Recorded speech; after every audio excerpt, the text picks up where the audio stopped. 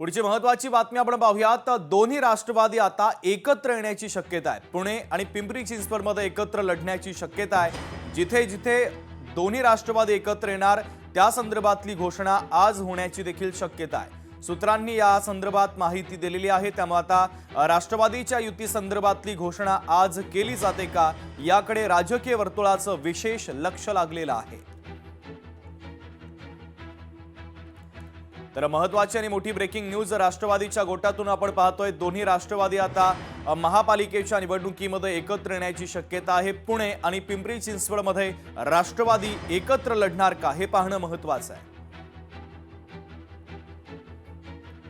तर या संदर्भातले अधिकचे अपडेट देण्यासाठी पुण्याचे प्रतिनिधी अमोल धर्माधिकारी जोडले जात आहेत। अमोल, आपण पाहतोय राष्ट्रवादीच्या गोटामध्ये हालचालींना वेग आलेला आहे। काल सुद्धा इच्छुकांच्या मुलाखती पार पडलेल्या होत्या आणि त्यानंतर मात्र आता पुणे असेल पिंपरी चिंचवड असेल येथे दोन्ही राष्ट्रवादी एकत्र येणार अशी माहिती सूत्रांकडून मिळते। कशा पद्धतीचा निर्णय होण्याची शक्यता आहे? खरं तर या सगळ्या हालचालींना आता वेग आलेला आहे आणि आज कदाचित याबाबतचा निर्णय होऊ शकतो। प्रामुख्याने अजित पवार यांना महाविकास आघाडी सोबत घेण्याच्या हालचाली सुरू आहेत। कालही मुंबईमध्ये शरद पवार यांच्या उपस्थितीमध्ये जी राष्ट्रवादीची बैठक झाली त्याच्यामध्ये याबाबतची माहिती ही पदाधिकाऱ्यांना देण्यात आलेली आहे। आणि आज महत्त्वाचं म्हणजे महाविकास आघाडीची पुन्हा एकदा मुंबईमध्ये बैठक होती, ज्या बैठकीला खासदार सुप्रिया सुळे या सुद्धा उपस्थित राहणार आहेत। सुप्रिया सुळे यांचा आजचा पुणे दौरा हा रद्द करण्यात आलेला आहे आणि तातडीची बैठक आज महाविकास आघाडीची मुंबईमध्ये होतीये।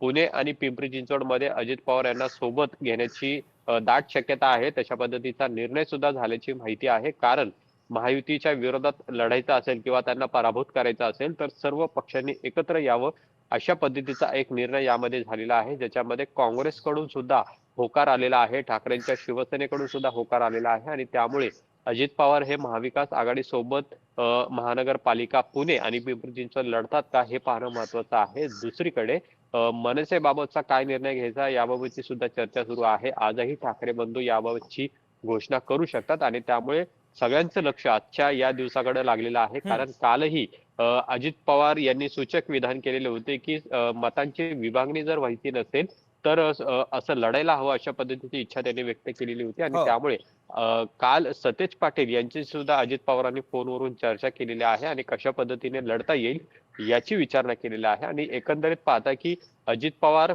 खूप सकारात्मक आहे की राष्ट्रवादी सोबत लढण्यासाठी। मात्र आता महाविकास आघाडी आणि अजित पवार हे जर एकत्र लढले तर जागांचं वाटप नेमकं कसं असणार आहे हा एक मोठा प्रश्न निर्माण झालेला आहे। कारण की प्रत्येक पक्षाला सर्वाधिक जागा हव्या आहेत, त्यानुसार जागांची वाटप कशा पद्धतीने केली जाते हे पाहणं महत्वाचं असेल। आणि आज मुंबईमध्ये याबाबतचा सगळ्यात महत्वाचा निर्णय होऊ शकतो अशी सुद्धा शक्यता आहे।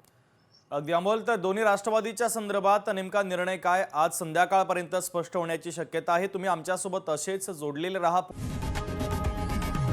लोकशाही मराठी ऐका, पहा, जागरूक रहा।